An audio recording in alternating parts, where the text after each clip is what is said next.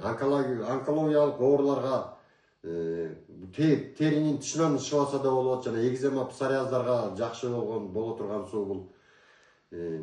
Мына бул суулар боорду тазалайт, даже деген жанагы тамитти дагы, эсти дагы ордуна алып келе турган сууларда ичегини аябай жакшы тазалайт. Жана ичегини мондай, муну ичип атканда ичегин мондай түйүп салгандай эле болот да.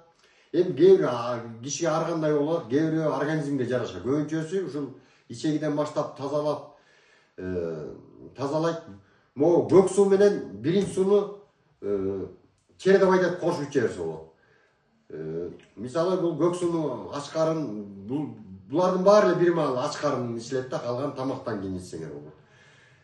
Бул көк суу менен могу бир ичкенде мындай ичилет да. Мисалы көк сууну ичкенден кийин эртең менен, анан тамактан кийин биринчи сууну ичип атышат. Керек болсо 5 мүнөт, 10 мүнөттүн ичинде экөөнү кошо эле ичсе болот да.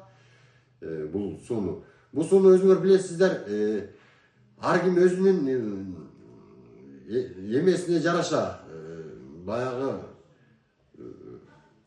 ооруларына жараша азаздан 50 граммдан баштайт. Бул салмакка жараша 4 маал ичилет, 4 маал, 2 маал ичилет.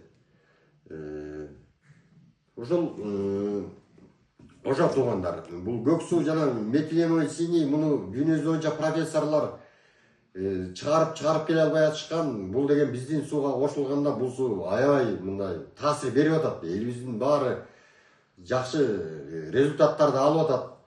Балдарга 3 жаштан өйдө карай деп мен чыгардым эле, бирок 2 айдан баштап деле берип атышат.